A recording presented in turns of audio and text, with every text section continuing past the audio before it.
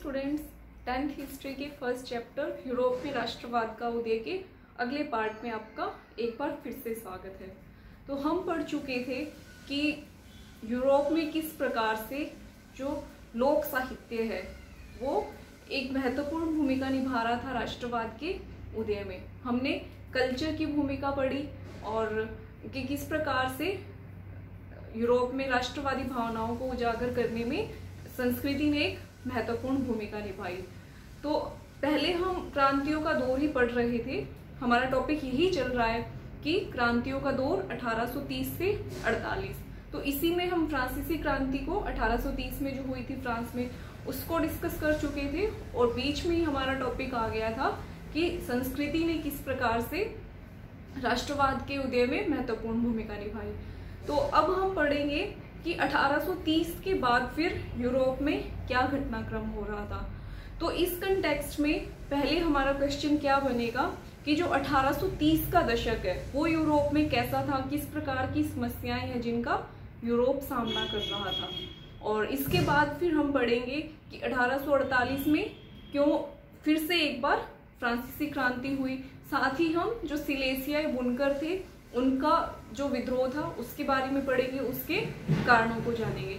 तो आइए पहले हम देखते हैं अपने टॉपिक का अगला पार्ट। तो इसमें जो हमारा सब टॉपिक है क्रांतियों का युग 1830 से 48 में, इसका सब टॉपिक है हमारा जो हमारी एनसीईआरटी की बुक में दिया हुआ है, भूख, कठिनाइयां और जन विद्रोह।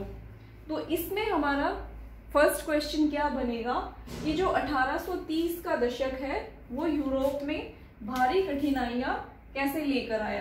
यानी कि 1830 के दशक में यूरोप में ऐसा क्या घटित हो रहा था जिसकी वजह से आम जनता को परेशानियों का सामना करना पड़ा। तो उस समय पे यूरोप में क्या हो रहा था, औद्योगिकरण हो रहा था और औद्योगिकरण की दौड़ में इंग्लैंड सबसे आगे था। यानी कि इंग्लैंड में अब तक औद्योगिकरण सबसे ज्यादा हो चुका था और जो यूरोप के बाकी के देश थे अभी वहां पर औद्योगिकरण की शुरुआत ही हो रही थी। तो इसका हम मेनली इम्पैक्ट पढ़ेंगे कि क्या वहां यूरोप में इसका प्रभाव पड़ा। और साथ ही साथ ये जो समय था, ये जो दौर था वो यूरोप में भारी जनसंख्या वृद्धि का था। तो जनसंख्या वृद्धि के कारण, औद्योगिकरण के कारण आम लोगों को क्या क्या समस्याओं का सामना करना पड़ा, इसी को हम पढ़ेंगे कि जो 1830 का दशक है वो समस्याओं भरा क्यों था। तो आइए देखें, पहला कारण क्या था कि यूरोप की इस दौर में जनसंख्या बहुत ज्यादा बढ़ गई थी और जनसंख्या बढ़ गई लेकिन रोजगार उसी रेशो में नहीं बढ़े। तो क्या हुआ, बेरोजगारी बढ़ गई। तो अब काम करने वाले ज्यादा थे लेकिन काम कम था। तो जनसंख्या वृद्धि के कारण लोगों को किस समस्या का सामना करना पड़ा, बेरोजगारी की समस्या का सामना करना पड़ा। अब बहुत से लोग बेरोजगार थे जो कि अपने लिए काम की तलाश कर रहे थे। और साथ ही हमने ये पॉइंट भी डिस्कस किया कि अब क्योंकि मशीनीकरण हो रहा था, औद्योगिकरण हो रहा था, तो जो मानव श्रम है उसकी डिमांड घट रही थी। तो पहला जनसंख्या बढ़ गई, दूसरा औद्योगिकरण हो रहा था, इस वजह से बेरोजगारी अब बढ़ रही थी। दूसरा कारण क्या था जो समस्याजनक था, जो ग्रामीण जनसंख्या थी वो शहरों की भीड़ भरी बस्तियों में रहने लगी। अब क्योंकि जनसंख्या बढ़ रही थी तो गांवों में जो अतिरिक्त जनसंख्या थी, एक्स्ट्रा जो लोग थे जिनका कि गांव से गुजारा नहीं हो रहा था, खेती से जिनका काम नहीं चल रहा था या गांव में जो प्राइमरी एक्टिविटीज कर सकते हैं, पशुपालन है, खेती है, मछली पकड़ना, इस तरीके के कामों से जिनका पेट नहीं भर रहा था, तो इस तरीके की जो अतिरिक्त जनसंख्या थी वो जाकर के शहरों में रहने लगी। शहरों में भी उनके लिए रोजगार नहीं था और ना ही रहने के लिए जगह थी। तो इन्होंने क्या किया, ये जो गरीबों की गंदी बस्तियां थी उनमें जाकर के रहने लगे। तो शहरों के लिए भी ये जनसंख्या अब बड़ी समस्या बनने लगी थी।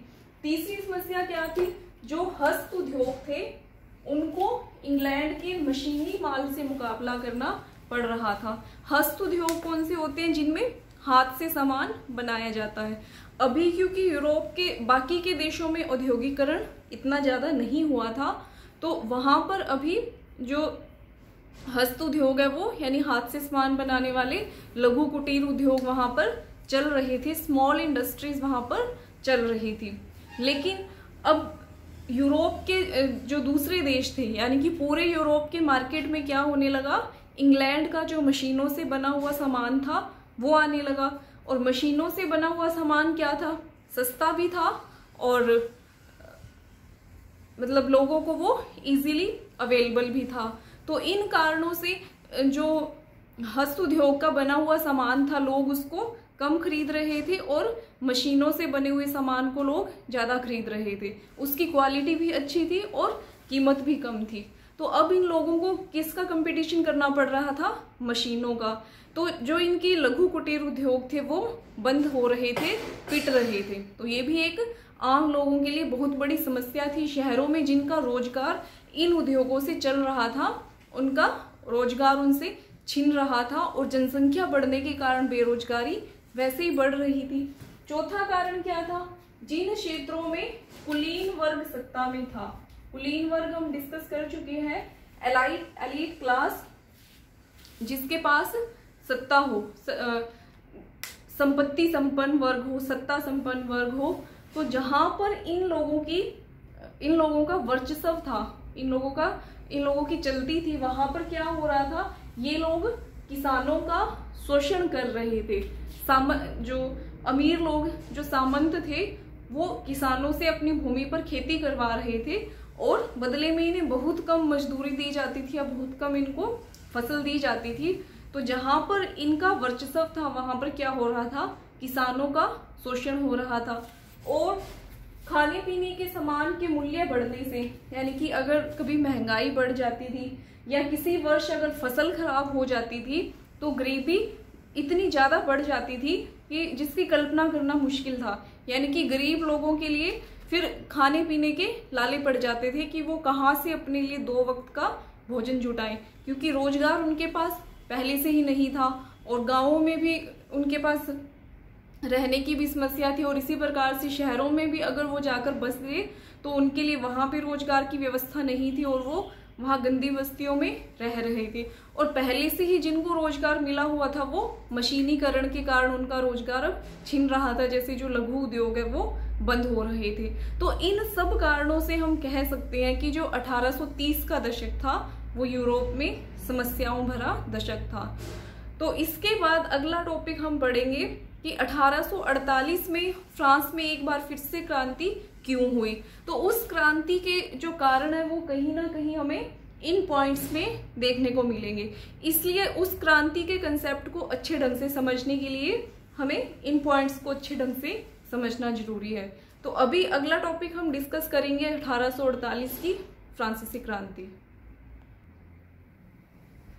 तो अब हम डिस्कस करेंगे कि फ्रांस में 1848 में एक बार फिर से क्रांति क्यों हुई और इसके क्या परिणाम निकले। तो 1830 का दशक हम डिस्कस कर चुके हैं कि किस प्रकार से यूरोप में समस्याओं भरा था, क्योंकि एक तो जनसंख्या बढ़ रही थी जिससे भी बेरोजगारी बढ़ रही थी और दूसरा औद्योगिकरण के कारण भी बेरोजगारी बढ़ रही थी और गरीब जनसंख्या की संख्या बढ़ रही थी। तो ये सब कारण क्या थे, यूरोप में समस्याजनक थे। तो अब हम फ्रांस के परिदृश्य में देखते हैं कि वहां पर क्या कुछ घटित हो रहा था। इसी प्रकार की समस्याएं फ्रांस की जनता को भी फेस करनी पड़ रही थी। जैसे कि फ्रांस में भी क्या था, खाने पीने की वस्तुओं में उस समय भारी कमी आ चुकी थी और व्यापक बेरोजगारी फैली हुई थी और औद्योगिकरण के कारण जो मजदूर वर्ग है वो और ज्यादा गरीब होता जा रहा था। औद्योगिकरण का फायदा किसको हो रहा था, जो पूंजीपति वर्ग था उसे औद्योगिकरण का फायदा हो रहा था और जो मजदूर वर्ग था वो और ज्यादा गरीबी में धंसता चला जा रहा था। तो जो उस समय फ्रांस का राजा था लुई फिलिप, वो पूंजीपति समर्थक था और जो उसकी राष्ट्रीय सभा थी उसमें भी इन मजदूरों को, आम लोगों को बहुत कम अधिकार मिले हुए थे। राष्ट्रीय सभा यानी कि जो उस समय कानूनों को पास करने का काम करती थी, तो इसमें इन आम लोगों को, गरीबों को बहुत कम प्रतिनिधित्व मिला हुआ था। तो ज्यादातर कानून कौन से पास होते थे, जो पूंजीपति वर्ग के समर्थन में होते थे।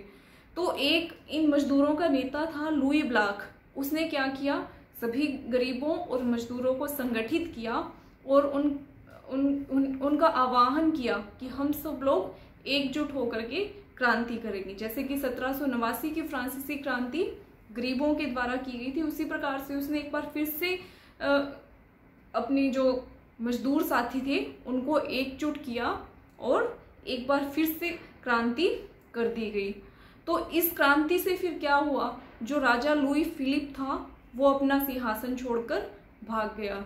और क्योंकि जो नेशनल असेंबली थी उसमें भी लगभग जो आधे प्रतिनिधि थे वो ऐसे थे जो लुई फिलिप के समर्थन में थे, और जो बाकी के प्रतिनिधि थे वो अलग अलग राजनीतिक दलों से थे। वो भी नहीं चाहते थे कि लुई फिलिप गद्दी पर बना रहे, और वो भी ये चाहते थे कि लुई फिलिप को गद्दी से उतार दिया जाए, सिंहासन से उतार दिया जाए, और फिर उसके बाद जो भी नई सरकार बने वो उनके अकॉर्डिंग हो। तो वो जो अलग अलग विपक्षी दल थे उन्होंने भी क्या किया, फिर जो लुई ब्लॉक के नेतृत्व में ये क्रांति हो रही थी उन्होंने भी इस क्रांति का समर्थन किया। तो जो लुई फिलिप था उसने इन सारी सिचुएशंस को बहुत ही खराब तरीके से हैंडल किया।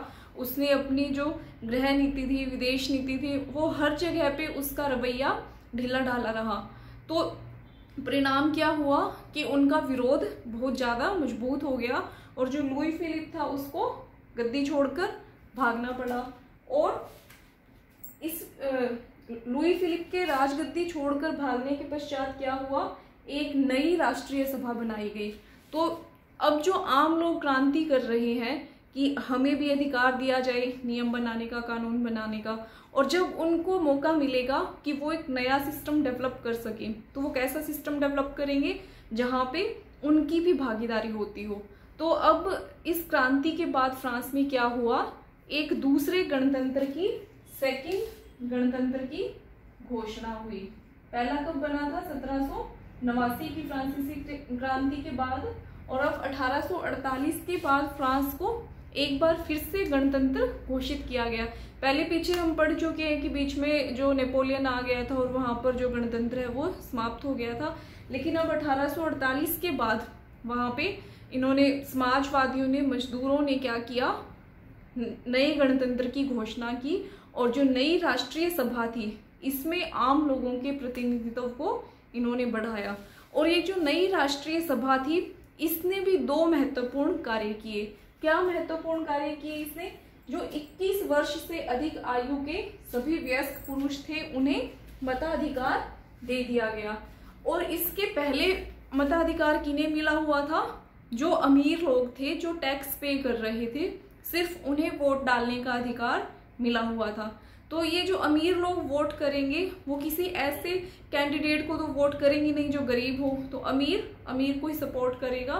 तो इन आम लोगों का जो रिप्रेजेंटेशन था, वो जो कानून बनाने वाली प्रतिनिधि सभा थी, राष्ट्रीय सभा थी, नेशनल असेंबली थी, उसमें इनका प्रतिनिधित्व तो बहुत ही कमजोर रह जाता था। तो फिर इन लोगों ने क्या किया, ताकि जो आम लोग हैं उनका जो रिप्रेजेंटेशन है वो बहुत ज़्यादा स्ट्रॉन्ग हो प्रतिनिधि सभा में, इसके लिए इन्होंने क्या किया, वयस्क मताधिकार लागू कर दिया। लेकिन अभी भी सिर्फ ये किसे मिला, पुरुषों को मिला, महिलाओं के मताधिकार की बात अब भी नहीं की गई। दूसरा क्या किया इस नई राष्ट्रीय सभा ने, इन्होंने कहा कि ये सभी लोगों को रोजगार उपलब्ध करवाएंगे। इसके लिए इन्होंने सार्वजनिक प्राइवेट सेक्टर के कारखाने खोले, राष्ट्रीय कारखाने खोले। तो ये थी 1848 की फ्रांसीसी क्रांति और इसके कारण। इसी प्रकार का विरोध हमें 1845 में सिलेसिया में भी देखने को मिलता है। सिलेसिया में घटनाक्रम का कारण क्या था, वहां पे सिलेसिया का जो विद्रोह था ये बुनकरों का विद्रोह था। जो पूंजीपति लोग थे, ठेकेदार थे, वो क्या करते थे, जो गरीब बुनकर थे उनको एडवांस पैसा दे देते थे कि आप लोग हमें कपड़ा बना करके दीजिए। उनको कच्चा माल दे देते थे, कच्चा माल और कुछ एडवांस पैसे दे देते थे कि आप माल तैयार करके दीजिए। लेकिन हमने पढ़ा कि उसी समय पर फ्रांस में क्या हो रहा था, औद्योगिक, फ्रांस और पूरे यूरोप में औद्योगिक क्रांति हो रही थी। तो इस औद्योगिक क्रांति के कारण अब क्योंकि कपड़े के रेट गिर गए तो उन्हें, तो जो ठेकेदार थे उन्होंने क्या किया, जो माल तैयार था उसके भी उनको बुनकरों को कम पैसे देने शुरू कर दिए। तो इसके विरोध में सिलेसिया में बुनकरों ने विरोध किया था। उन्होंने ठेकेदारों के घरों पर, फैक्ट्रियों, कारखानों पर हमला कर दिया, काफ़ी उन्होंने लूटपाट की थी। तो ये सारी चीज़ें हमें क्या दर्शाती हैं कि जो आम लोग थे, गरीब लोग थे, वो सत्ता संपन्न वर्ग के अत्याचार से तंग आ चुके थे और वो इनके खिलाफ विरोध कर रहे थे। तो आज के लिए इस टॉपिक में इतना ही, और उम्मीद है कि आप ये अच्छे ढंग से समझ चुके होंगे कि 1830 के दशक में यूरोप में क्या समस्याएं थी, 1848 की फ्रांसीसी क्रांति क्यों हुई और क्या इसके प्रभाव रहे। धन्यवाद।